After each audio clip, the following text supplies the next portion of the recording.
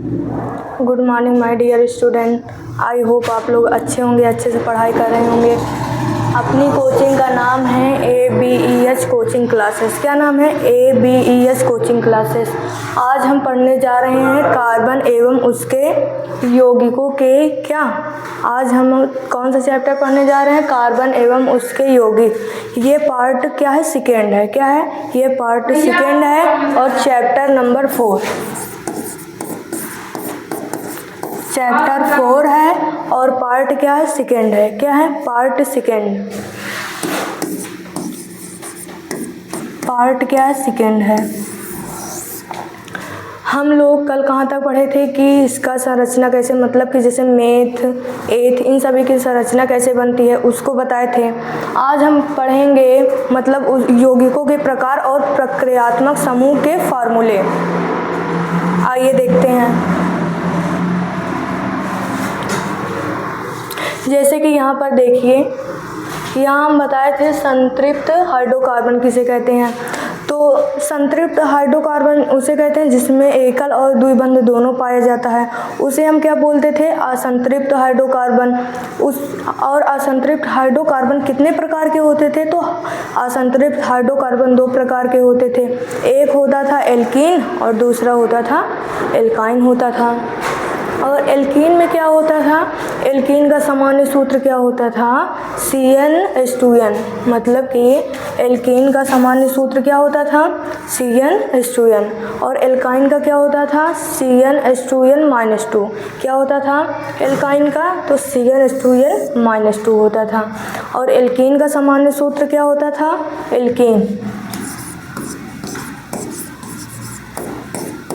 Alkene का सामान्य सूत्र क्या होता था? तो क्या होता था? CnH2n+2। इतना हम लोग कल डिस्कस करे थे। आज हम देखेंगे कि यौगिकों के प्रकार एवं उसके प्रक्रियात्मक समूह के फार्मूले। आइए देखते हैं।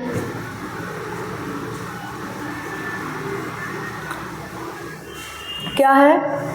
कार्बन यौगिकों में कुछ प्रक्रियात्मक समूह। तो पहले क्या लिखेंगे? यौगिकों के प्रकार लिखेंगे। क्या लिखेंगे? यौगिकों के प्रकार। एक तरफ लिखेंगे यौगिकों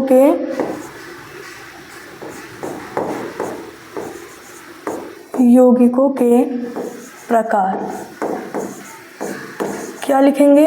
यौगिकों के प्रकार लिखेंगे। एक तरफ क्या लिखेंगे? उस प्रक्रियात्मक समूह का फॉर्मूला।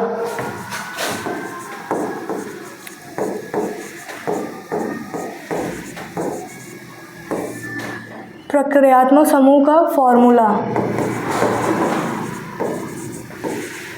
क्या लिखेंगे? प्रक्रियात्मक समूहों का फॉर्मूला लिखेंगे।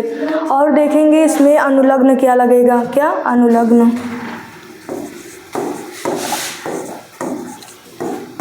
क्या देखेंगे? किसमें अनुलग्न क्या लगेगा। जैसे कि यौगिकों के प्रकार में हम बताए थे कल क्या?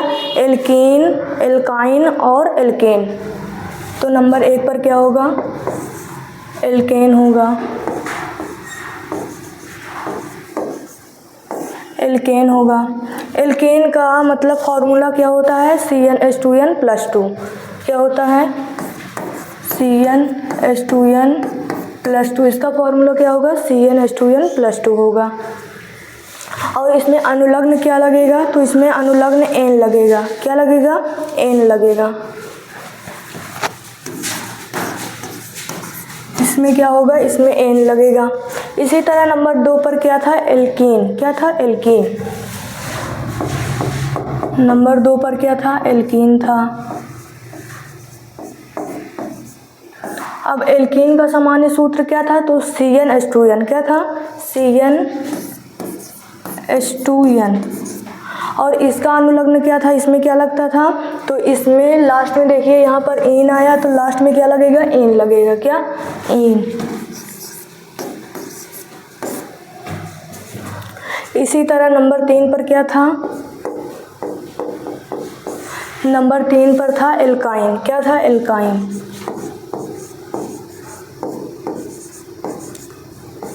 नंबर 3 पर एल्काइन था। इसका सामान्य सूत्र क्या था? CnH2n Cn-2 क्या था, Cn(H2n-2). अब देखिए इसमें लास्ट में आयन आया तो इसका अनुलग्न क्या होगा, आयन होगा, आयन। अब देखेंगे किसका, अब देखेंगे एल्कोहल का, किसका देखेंगे, एल्कोहल का।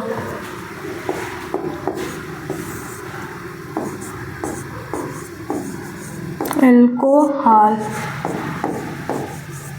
इसमें क्या था, मतलब कि इसका सूत्र क्या था, तो इसमें था OH।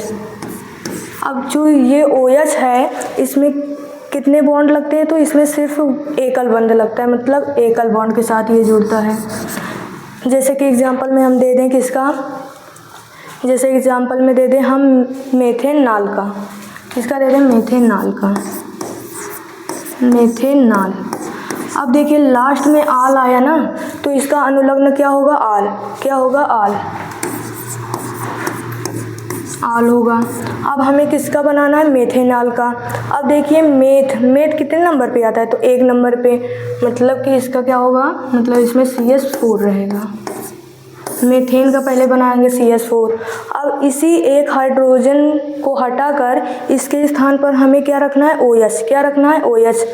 जैसे कि यहाँ पर हाइड्रोजन कितना था, पहले 4 था, अब हाइड्रोजन कितना हो जाएगा, 3 हो जाएगा। अब एक हाइड्रोजन के नीचे हम क्या लगा देंगे, हाइड्रोजन को हटाकर OH, OH का मतलब एल्कोहल। इसको हम क्या पढ़ेंगे, तो मेथेनॉल, यही है मेथेनॉल का। इसका स्ट्रक्चर कैसे बनेगा, सब वही वैसे ही रहेगा। अब एकल बॉन्ड के साथ OH लगा देंगे, क्या लगा देंगे, एकल बॉन्ड के साथ OH लगा देंगे एक हाइड्रोजन को हटाकर। इसका अनुलग्न क्या होगा, आल होगा, क्या होगा, आल होगा। आइए अब हम आगे देखते हैं।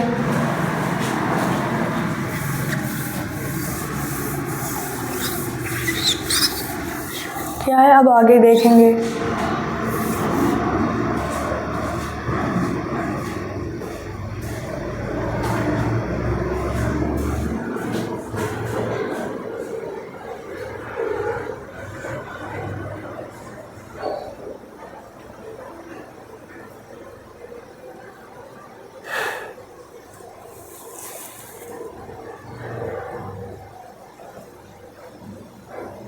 अब क्या देखेंगे, अब अगला देखेंगे हम किसका देखेंगे, अब एल्डिहाइड का देखेंगे। आगे किसका देखेंगे, एल्डिहाइड का देखेंगे।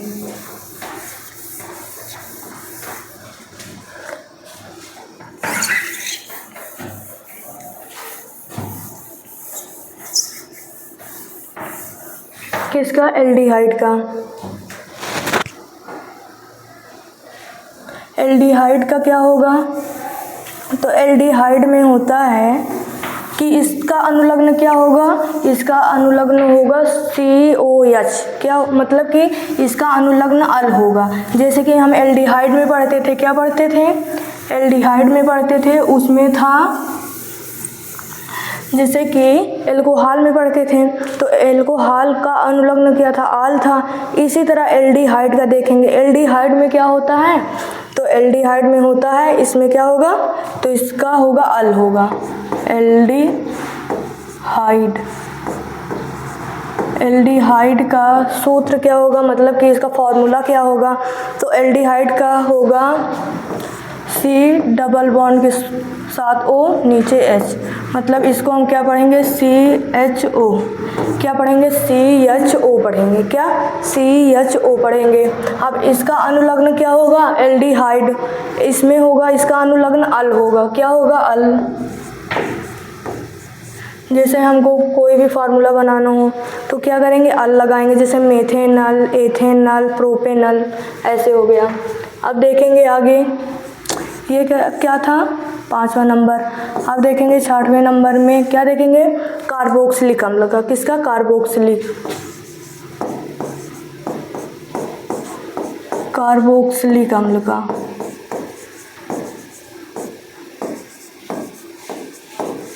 किसका देखेंगे, कार्बोक्सिलिक अम्ल का। इसमें क्या होता है, इसका फार्मूला, इसका होता है COOH, क्या होता है, COOH, COOH, मतलब एक कार्बन रहेगा डबल बॉन्ड के साथ O और नीचे क्या रहेगा OH, एकल बॉन्ड के साथ OH लगेगा और डबल बॉन्ड के साथ ऑक्सीजन O।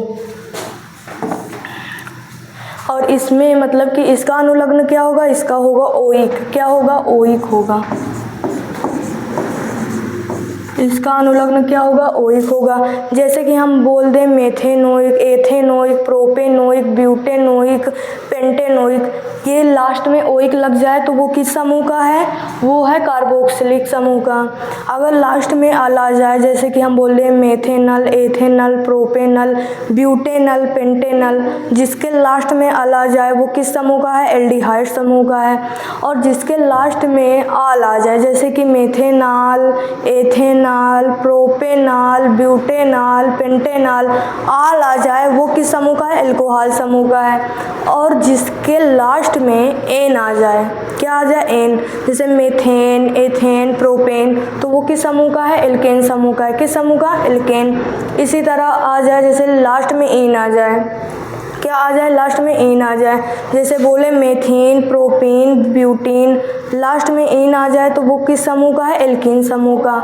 इसी तरह एल्काइन में देखिए लास्ट में जिसके आइन आ जाए जैसे कि हो गया मेथाइन, प्रोपाइन, ब्यूटाइन, तो वो किस समूह का है, एल्काइन समूह का है। आई होप आप लोग को इतना समझ में आ गया हो। आइए आगे देखते हैं। आप देखेंगे मतलब इसी पर फॉर्मूला बनाना, किसमें, इसी पर फॉर्मूला बनाना।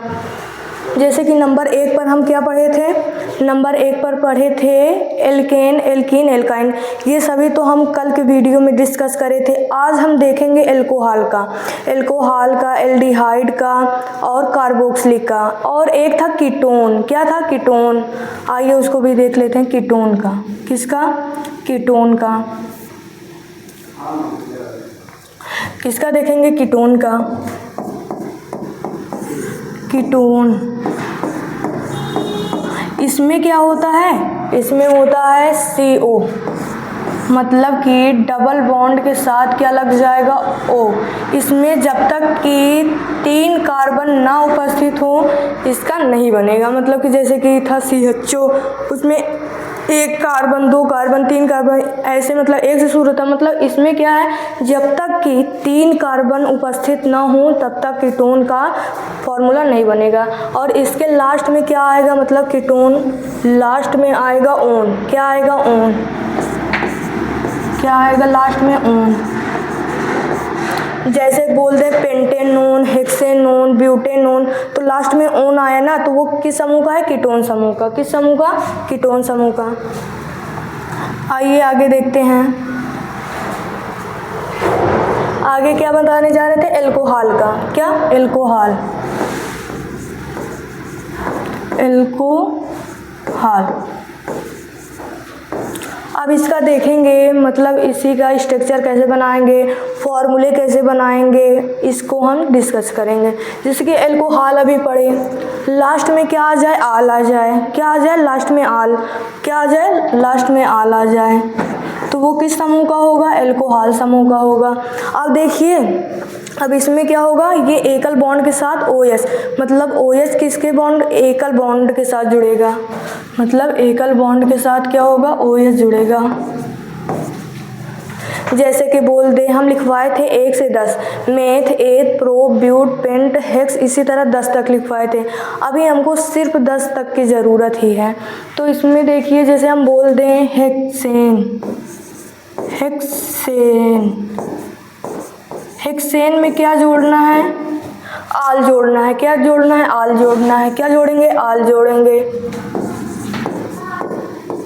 जब हम हेक्सेन में आल जोड़ेंगे तो क्या बनेगा, हेक्सेनाल, क्या बनेगा, हेक्सेनाल,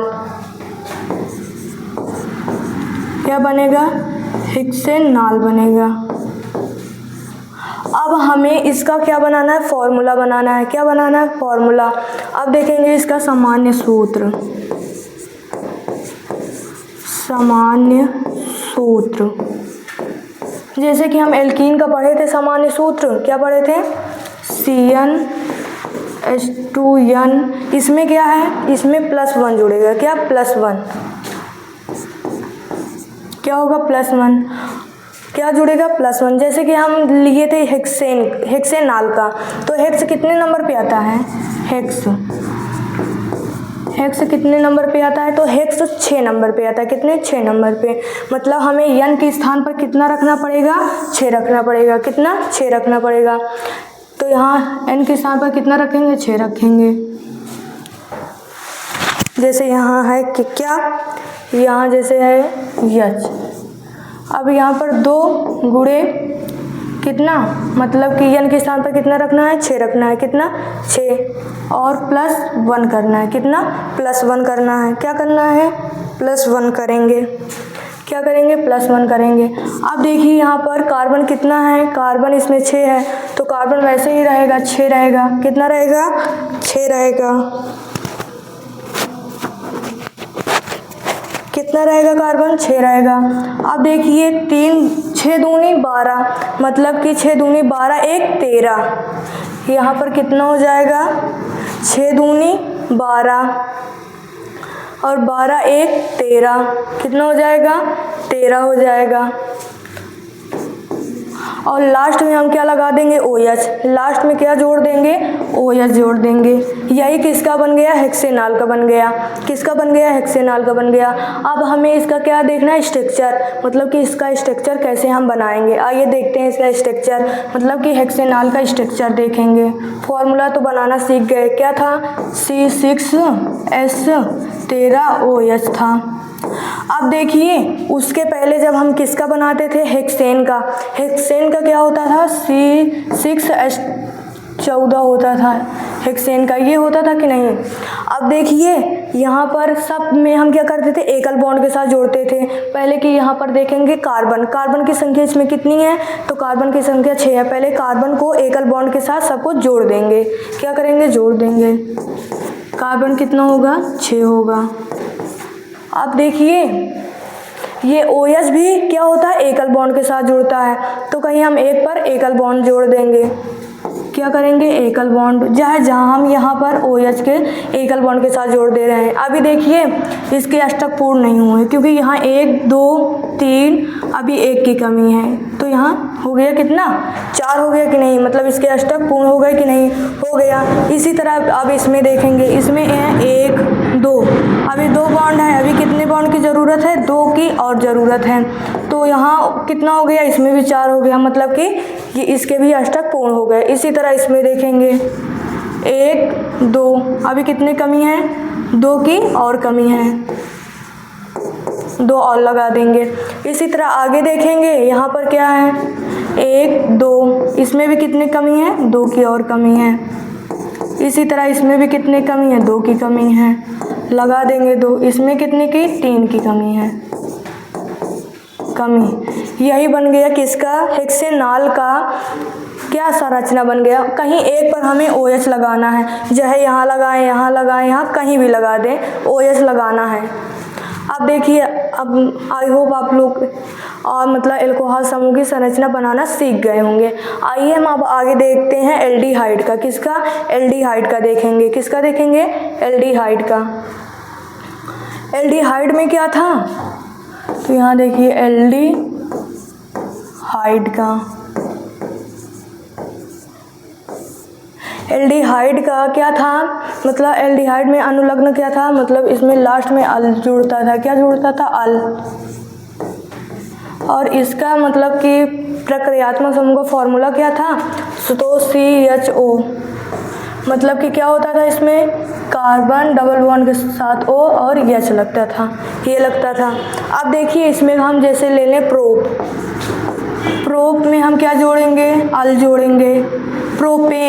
प्रोपेन में क्या जोड़ेंगे, अल जोड़ेंगे, तो क्या बनेगा, मतलब कि जब हम प्रोपेन में अल जोड़ेंगे तो प्रोपेनल बनेगा। क्या बनेगा, प्रोपेनल बनेगा। और अल्कोहल में क्या देखते थे, अगर जब हम प्रोपेन में क्या जोड़ते,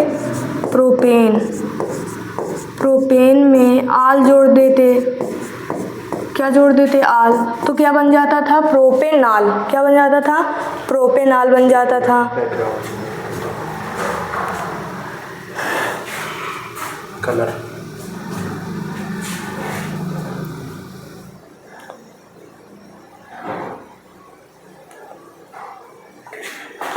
मतलब प्रोपेन में आल जोड़ते थे तो क्या बन जाता था? प्रोपेनाल। क्या बन जाता था? प्रोपेनाल। मतलब कि लास्ट में आल आया तो वो किस समूह का होगा? एल्कोहल का होगा। तो मतलब कि ये एल्कोहल का हो जाता। किसका हो जाता? एल्कोहल समूह का हो जाता। तो अभी हम क्या देख रहे हैं? इसमें एल्डिहाइड, मतलब लास्ट में जिसमें अल लगे, और इसका मतलब कि फॉर्मूला क्या होता है? CHO, मतलब कि C डबल बॉन्ड के साथ O और H, एकल बॉन्ड के साथ H लग जाएगा, हाइड्रोजन। अभी हमको ये नहीं देखना, अभी हम क्या देखेंगे? अभी देखेंगे प्रोपेनल का, लास्ट में जिसमें अल आए। तो इसमें देखिए प्रोप कितने नंबर पे आता है? मतलब प्रोप क्या आता है? 3 नंबर पे। कितने नंबर पे आएगा प्रोप? 3 नंबर पे आएगा। तो इसका क्या होगा? मतलब प्रोप 3 नंबर पे आएगा तो प्रोपे किसका? नल का बनाना है। किसका? प्रोपेनल का बनाना है।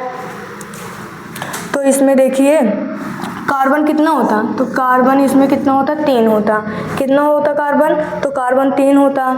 अभी हम क्या लगाएंगे? सब में एकल बॉन्ड के साथ क्या लगा देंगे? हाइड्रोजन, जब तक कि इसके अष्टक क्या हो? पूर्ण ना हो। मतलब कि कार्बन के जब तक चारों संयोजकताएं पूर्ण न हो तब तक हम क्या लगाएंगे? एकल बॉन्ड के साथ हाइड्रोजन। तो इसमें देखिए यहाँ पूर्ण हो गया। इसमें देखिए 1 2, अभी कितने कमी है? 2 की और कमी है, 2 लगा देंगे। अब लास्ट में हमें क्या लगाना है? C डबल बॉन्ड के साथ O और H, मतलब लास्ट में डबल बॉन्ड लगा देंगे और H लगा देंगे। यही किसका बन गया? यही बन गया प्रोपेन नल का बन गया। किसका? प्रोपेन नल का बन गया। अब देखिए इसका जैसे हम सूत्र बनाते तो क्या बनता? कार्बन कितना है? 3 है, तो कार्बन कितना हो जाएगा? 3 हो जाएगा। और हाइड्रोजन देखेंगे तो हाइड्रोजन कितना है? 1 2 3 4 5 6। हाइड्रोजन कितना है? 6 है। तो H कितना हो जाता? 6 हो जाता। लास्ट में क्या लगाते थे? O लगाते थे बस। या इसका क्या बन जाता? फॉर्मूला बन जाता। आई होप आप लोग को इतना समझ में आया होगा। आइए अब आगे देखते हैं। किसका देखेंगे? कार्बोक्सिलिक का। किसका? कार्बोक्सिलिक का, कार्बोक्सिलिक अम्ल का।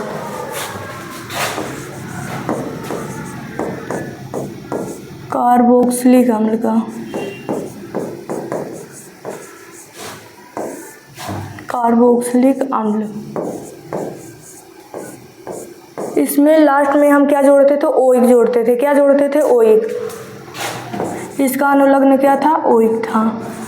मतलब इसमें लास्ट में क्या जोड़ते थे? ओइक जोड़ते थे। जैसे मेथेनोइक, प्रोपेनोइक, ब्यूटेनोइक, पेंटेनोइक। और इसका मतलब कि सामान्य, मतलब इसका सूत्र क्या था? COOH। क्या था? COOH था। अब देखिए ये था, और इसका देखेंगे कि कैसे बनाएंगे।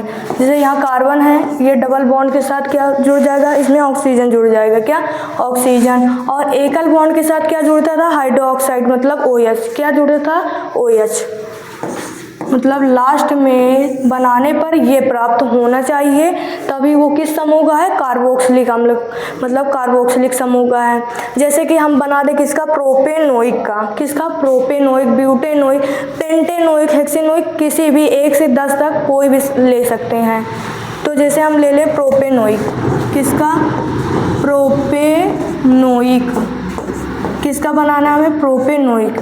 मतलब कि क्या है? प्रोप, मतलब n बराबर कितना होगा? 3। n बराबर कितना रखेंगे? 3। मतलब कार्बन की संख्या कितनी होगी? 3 होगी। सबको पहले हम कार्बन को एकल बॉन्ड के साथ जोड़ेंगे। अब देखिए लास्ट में हमें क्या प्राप्त होना चाहिए? C डबल बॉन्ड के साथ O और एकल बॉन्ड के साथ OH। तो पहले यहाँ पर हाइड्रोजन लगाएंगे। कितना हुआ हाइड्रोजन? 2। अभी 2 की कमी है, 2 और लगा दो। इसमें भी 2 की कमी है।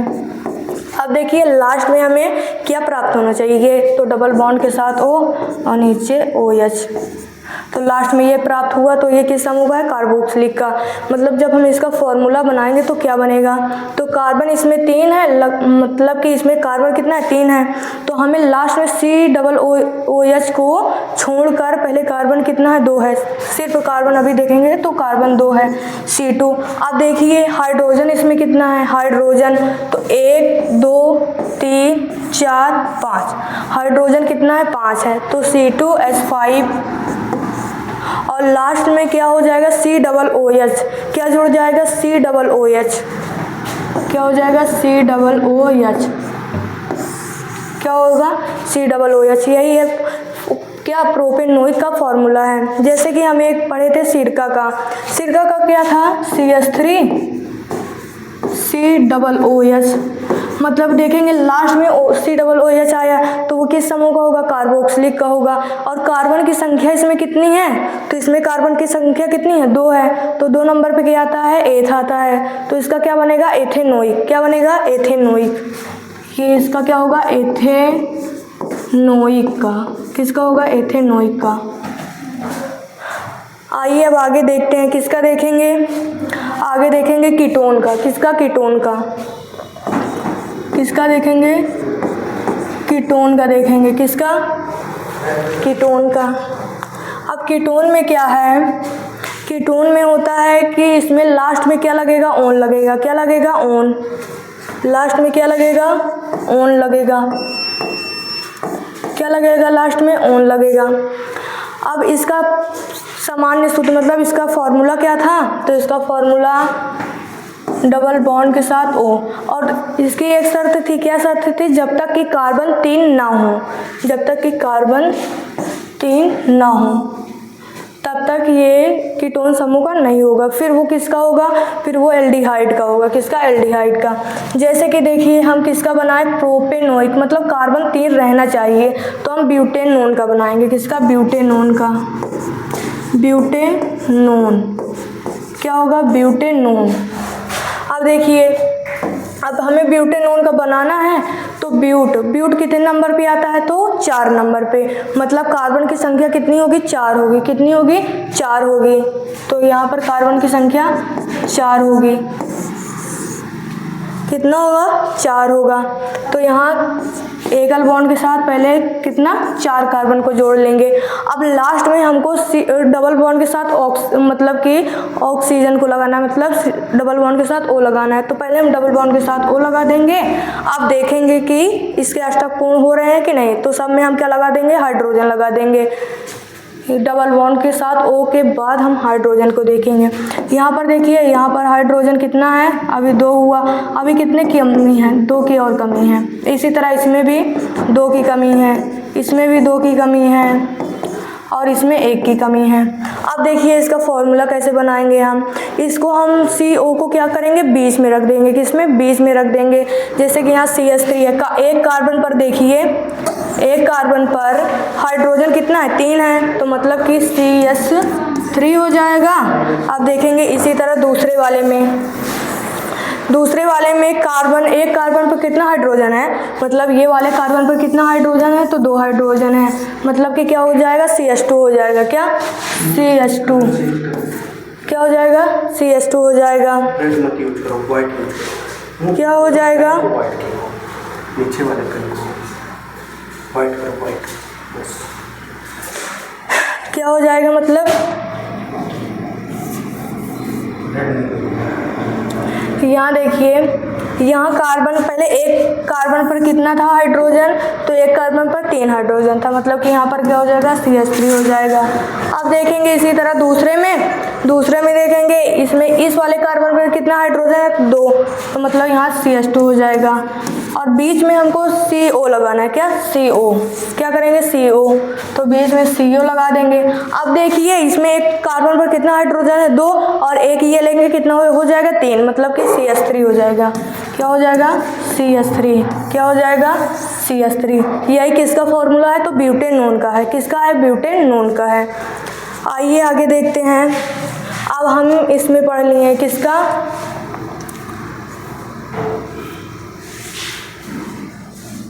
मतलब कि हम क्या पढ़े, कार्बन यौगिकों में कुछ प्रक्रियात्मक समूह और उनके सूत्र के साथ साथ क्या संरचना बनाना सीख गए। अब आगे देखिए, आगे क्या है, आगे है समजातीय श्रेणी। समजाति को सजाती भी बोलते हैं। क्या बोलते हैं, सजाती भी बोलते हैं और समजाति भी होता है। और इसमें क्या है, समजाति के मतलब कि ये इसी से पता चल रहा है समान जाति के क्या हो, समूह हो। जिसमें समान जाति के क्या हो, समूह हो, उसे क्या बोलेंगे हम, समजातीय श्रेणी। जैसे कि हम बोल दें एग्जाम्पल में, समजातीय श्रेणी में क्या होना चाहिए, उनके सदस्य क्या होना चाहिए, समान होने चाहिए। क्या होने चाहिए, समान होने चाहिए। जैसे कि एल्केन का मतलब कि एल्केन का है तो एल्केन समूह का ही रहे। क्या रहे, एल्केन समूह का ही रहे। जैसे कि मेथेन, एथेन, प्रोपेन, तो तीनों को देखेंगे तो एक ही समूह का है ना, तो इसी को हम क्या बोलेंगे, इसी को हम बोलेंगे समजातीय श्रेणी। जैसे कि हम ले लें एल्कोहल में, जैसे कि लास्ट में आल आया, तो इसमें मेथेनॉल, प्रोपेनॉल, ब्यूटेनॉल, तो तीनों के देखेंगे एक ही समूह का है ना, तो इसे ही हम क्या बोलेंगे, समजातीय श्रेणी। क्या बोलेंगे, समजातीय श्रेणी। आइए इसमें देखते हैं क्या लिखा है।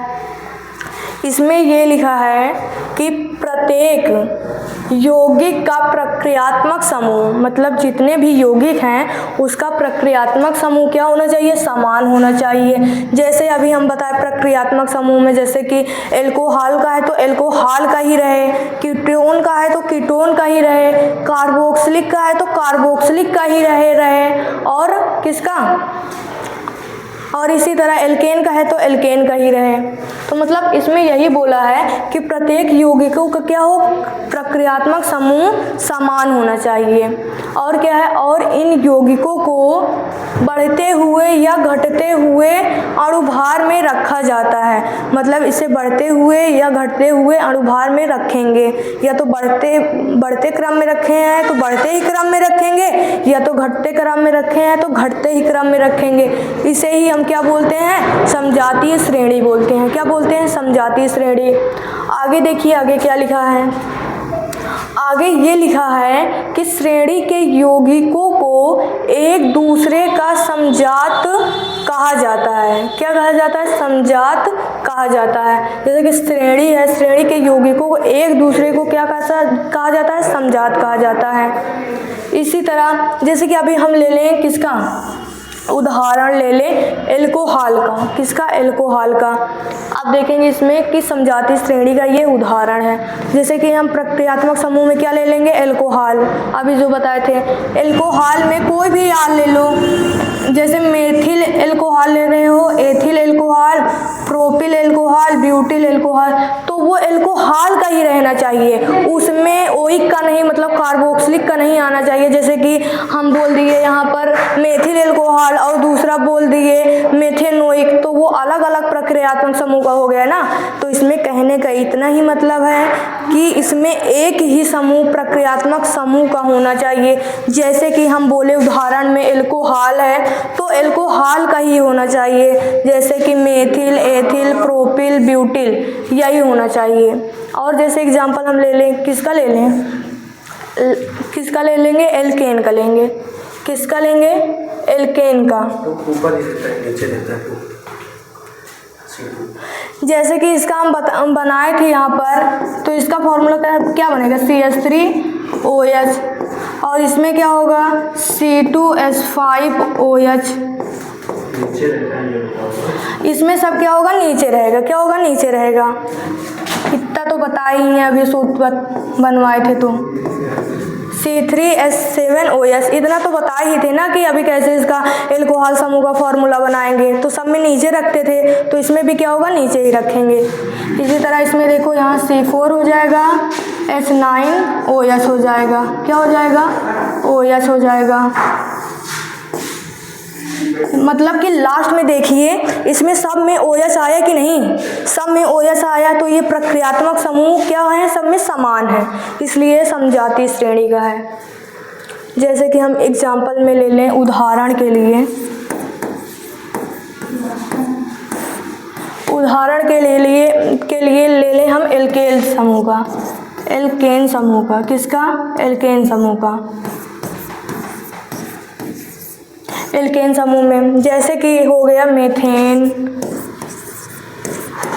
एथेन, प्रोपेन, तो इन तीनों को देखिए, एक ही समूह का है कि नहीं। जब जिसमें एक ही, जैसे कि हम एल्केन समूह का लिए थे, इसमें आया मेथेन, एथेन, प्रोपेन, मतलब सब देखेंगे तो सब एक ही समूह का है, इसीलिए हम इसको क्या बोलेंगे, इसको बोलेंगे समजातीय श्रेणी। इसमें देखिए एन नहीं आया ना, जैसे मेथेन है तो एथीन तो नहीं आ गया, मतलब एक ही समूह का है, तो उसी को हम क्या बोलेंगे, समजातीय श्रेणी। आइए आगे देखते हैं, अब क्या देखेंगे आगे।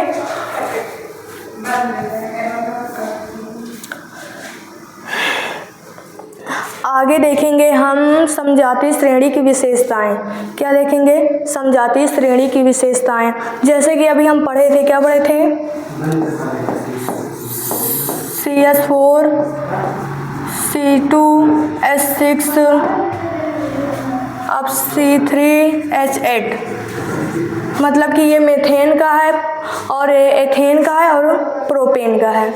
तो देखिए इसमें पहले CH4 था, फिर क्या हो गया, C2H6 हो गया, तो इसमें हमें कितने का अंतर मिला, CH2 का, कितने का, CH2 का अंतर मिला, क्या हो गया, CH2 का अंतर मिलेगा। इसी तरह आगे देखेंगे, आगे पहले कार्बन 2 था, अब कार्बन 3 हो गया, मतलब कार्बन 1 बच गया।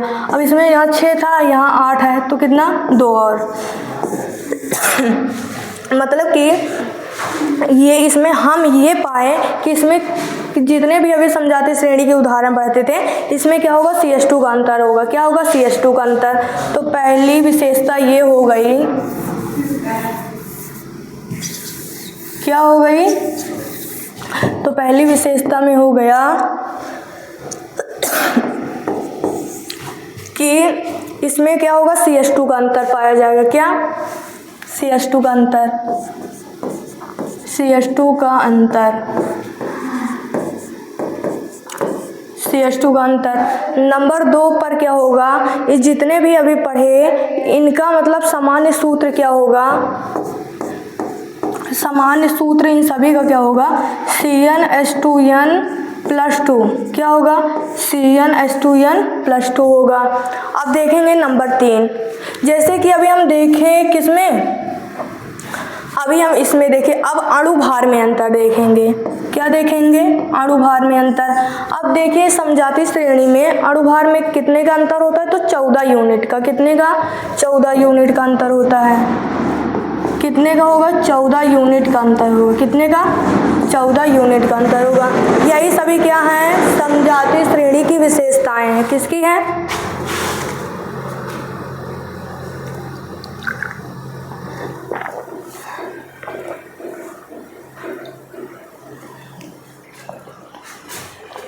ये तीनों अभी हम क्या देखें, ये सभी क्या है, समजातीय श्रेणी की विशेषताएं हैं। क्या है, समजातीय श्रेणी की विशेषताएं हैं। अब हम आगे देखेंगे, आगे क्या है, आगे है दहन अभिक्रिया, मतलब दहन किसे कहेंगे, दहन। तो देखिए इसमें क्या है, इसमें दहन का मतलब इतना ही है कि जब हम क्या होगा, हाइड्रोकार्बन यौगिक क्या होंगे, जब हम हाइड्रोकार्बन यौगिक को वायु की उपस्थिति में क्या करेंगे, जलाएंगे। क्या करेंगे, जब हम हाइड्रोकार्बन यौगिक को वायु की उपस्थिति में जलाएंगे तो उसके पश्चात हमें कार्बन डाइऑक्साइड तथा जल प्राप्त होगा। क्या प्राप्त होगा, कार्बन डाइऑक्साइड तथा जल प्राप्त होगा। तो देखेंगे जब हम हाइड्रोकार्बन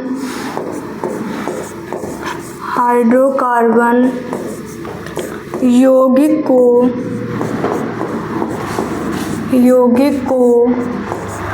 वायु की उपस्थिति में जलाते हैं। क्या कहते हैं, जलाते हैं तो उसके पश्चात हमें CO2 मतलब कार्बन डाइऑक्साइड तथा जल प्राप्त होता है। क्या प्राप्त होता है, जल प्राप्त होगा। क्या, जल प्राप्त होता है। क्या प्राप्त होता है, जल प्राप्त होता है। क्या, जल प्राप्त होगा। क्या होगा, जल प्राप्त होगा। जैसे कि हम हाइड्रोकार्बन यौगिक में कोई भी हाइड्रोकार्बन यौगिक ले लें, क्या कोई भी हाइड्रोकार्बन यौगिक, जैसे कि कोई भी एल्केन, एल्कीन, एल्काइन, कोई भी समूह का, तो हम जैसे ले लें CH4, क्या लेंगे, CH4, क्या लेंगे, CH4। ये क्या है, इसमें कार्बन भी है, हाइड्रोजन, मतलब हाइड्रोकार्बन यौगिक हो गया। और हम जब इसे वायु की उपस्थिति में जलाएंगे तो इसके पश्चात हमें क्या प्राप्त होगा, तो इसके पश्चात हमें प्राप्त होगा CO2 और H2O। क्या प्राप्त होगा, CO2 प्राप्त होगा और H2O प्राप्त होगा। यही क्या है, दहन अभिक्रिया है, यही क्या है, दहन अभिक्रिया है। और जैसे एग्जांपल में ले लें हम, क्या, C2H4, और इसे वायु की उपस्थिति में जलाएंगे तो क्या प्राप्त होगा, CO2 और H2O प्राप्त होगा, यही प्राप्त होगा। मतलब जब हम हाइड्रोकार्बन यौगिक को वायु की उपस्थिति में जलाएंगे तो उसके पश्चात हमें क्या होगा, कार्बन डाइऑक्साइड तथा जल प्राप्त होगा। इसे ही हम क्या कहेंगे, दहन अभिक्रिया कहेंगे। क्या कहेंगे, दहन अभिक्रिया। आइए आगे देखते हैं, आगे क्या है, संकलन अभिक्रिया। संकलन अभिक्रिया, संकलन अभिक्रिया को और कौन सी अभिक्रिया बोलते हैं, तो संयोजन अभिक्रिया। क्या बोलते हैं, संयोजन अभिक्रिया। क्या बोलते हैं, संयोजन अभिक्रिया। संयोजन अभिक्रिया क्या है, संयोजन अभिक्रिया है। क्या है, संयोजन अभिक्रिया। क्या देखेंगे, संयोजन अभिक्रिया को देखेंगे। तो संयोजन अभिक्रिया को क्या मतलब, संकलन अभिक्रिया को संयोजन अभिक्रिया भी बोलते हैं। अब हम संयोजन अभिक्रिया चैप्टर 1 में पढ़े थे। क्या पढ़े थे, चैप्टर 1 में ये पढ़े थे कि संयोजन अभिक्रियाएं वे अभिक्रियाएं होती हैं जिनमें क्या होता है, जिनमें दो या दो से अधिक पदार्थ मिलकर एकल पदार्थ का निर्माण करते हैं। उसे हम क्या बोलते हैं, उसे संयोजन अभिक्रिया बोलते हैं। और संयोजन अभिक्रिया को ही हम क्या बोलेंगे, संकलन अभिक्रिया। और इसको संयोजन अभिक्रिया को योगात्मक अभिक्रिया भी बोलते हैं। क्या बोलते हैं, योगात्मक अभिक्रिया। क्या बोलते हैं, योगात्मक अभिक्रिया। क्या बोलते हैं, योगात्मक अभिक्रिया। यही क्या है, योगात्मक अभिक्रिया भी है। आइए देखते हैं अब इसकी डिफिनीशन क्या बनेगी, मतलब परिभाषा क्या बनेगी। तो इसकी परिभाषा ये बनेगी, जब दो या दो से अधिक पदार्थ क्या होंगे, जब दो या दो से अधिक पदार्थ आपस में मिलकर एकल पदार्थ का निर्माण करते हैं, उसे ही हम क्या कहेंगे, उसे ही हम संकलन अभिक्रिया या संयोजन या योगात्मक अभिक्रिया बोलते हैं। क्या बोलते हैं, योगात्मक अभिक्रिया। आइए देखते हैं, जब दो या दो से अधिक पदार्थ आपस में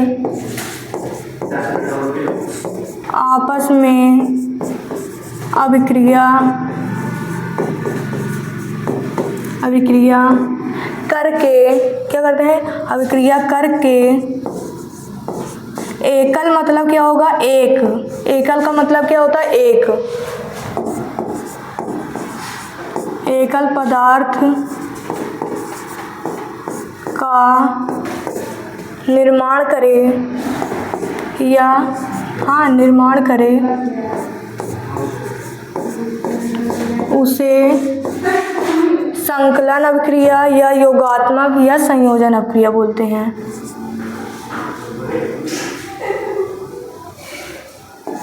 संकलन अभिक्रिया या संयोजन या योगात्मक अभिक्रिया कहते हैं। मतलब इसमें कहने का यह मतलब है, जब हम दो या दो से अधिक पदार्थ को आपस में मिलाते हैं तो हमें क्या प्राप्त होता है, एकल पदार्थ। उसे ही हम क्या कहते हैं, संकलन या योगात्मक या संयोजन अभिक्रिया कहेंगे। एग्जाम्पल में जैसे ले लें, मतलब कुछ भी ले लें, जैसे हम हाइड्रोजन और ऑक्सीजन, इन दोनों को जब हम मिलाएंगे, मतलब दो पदार्थ है ना, जब हम इन्हें आपस में मिलाएंगे तो हमें क्या प्राप्त होगा, H2O। क्या प्राप्त होगा, H2O। इसे ही हम क्या कहेंगे, इसे ही हम क्या कहेंगे, तो इसे क्या कहेंगे, संकलन अभिक्रिया। इसमें बैलेंस करेंगे तो इसमें 2 से कर लेंगे और इसमें 2 से कर लेंगे, बस बराबर हो गया। अब देखिए, आई होप आप लोग को इतनी बात समझ में आई हो। इसमें क्या है, संकलन अभिक्रिया या योगात्मक अभिक्रिया या संयोजन अभिक्रिया वे अभिक्रियाएं होती हैं जिनमें 2 या 2 से अधिक पदार्थ आपस में मिलकर एकल पदार्थ का निर्माण करती हैं, तो उसे हम क्या कहते हैं, संयोजन या संकलन या योगात्मक अभिक्रिया कहते हैं। इसका एग्जाम्पल ये एग्जाम्पल लिए थे, कोई भी ले सकते हैं। हम एक और ले लें, Mg और Cl2। जब हम इन दोनों की अभिक्रिया कराएंगे तो हमें क्या प्राप्त होगा, MgCl2 प्राप्त होगा। आइए आगे देखते हैं, आगे कौन सी अभिक्रिया है। आगे है प्रतिस्थापन अभिक्रिया। क्या है, प्रतिस्थापन अभिक्रिया। अब देखिए, प्रतिस्थापन अभिक्रिया को विस्थापन अभिक्रिया बोलते हैं। प्रतिस्थापन अभिक्रिया को विस्थापन अभिक्रिया भी बोलते हैं। क्या बोलते हैं, विस्थापन अभिक्रिया। क्या बोलेंगे, विस्थापन अभिक्रिया। क्या बोलेंगे, विस्थापन अभिक्रिया बोलेंगे। क्या बोलेंगे, विस्थापन अभिक्रिया बोलेंगे। और विस्थापन अभिक्रिया में क्या होता था, इसको भी हम चैप्टर 1 में ही पढ़े थे। इसमें क्या होता है, जब अधिक क्रियाशील धातु कम क्रियाशील धातु को विस्थापित कर देता है तो इसे ही हम क्या कहते हैं, इसे ही विस्थापन अभिक्रिया बोलते हैं। क्या बोलते हैं, इसे ही विस्थापन अभिक्रिया या प्रतिस्थापन अभिक्रिया बोलेंगे। जब अधिक क्रियाशील पदार्थ को कम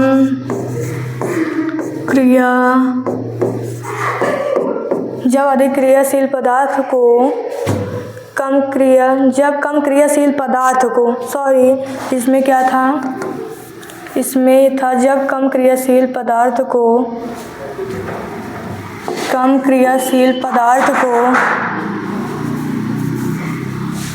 क्या होगा, अधिक क्रियाशील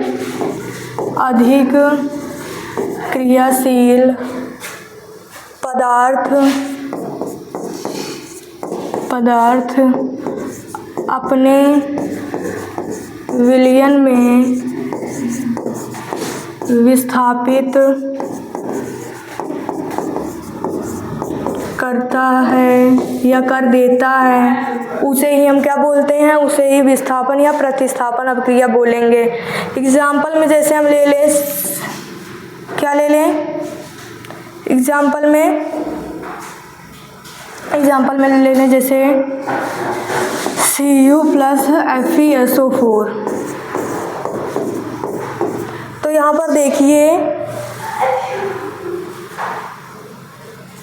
यहाँ पर देखिए जो ये क्या है, ये विलयन है किसका, अधिक क्रियाशील। ये क्या है, कम क्रियाशील। इसको क्या कर देगा, अपने विलयन में विस्थापित कर देगा। मतलब विस्थापित करने के बाद क्या बनेगा, CuSO4 प्लस Fe। क्या बनेगा, CuSO4 प्लस Fe बनेगा।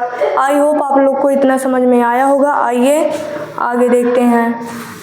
आगे क्या है, एथेनॉल की अभिक्रियाएं। क्या है, एथेनॉल की अभिक्रियाएं। अब हम इसे कल की वीडियो में पढ़ेंगे। आई होप आप लोग को समझ में आया हो तो लाइक करें, सब्सक्राइब करें और अपने दोस्तों के साथ शेयर करें।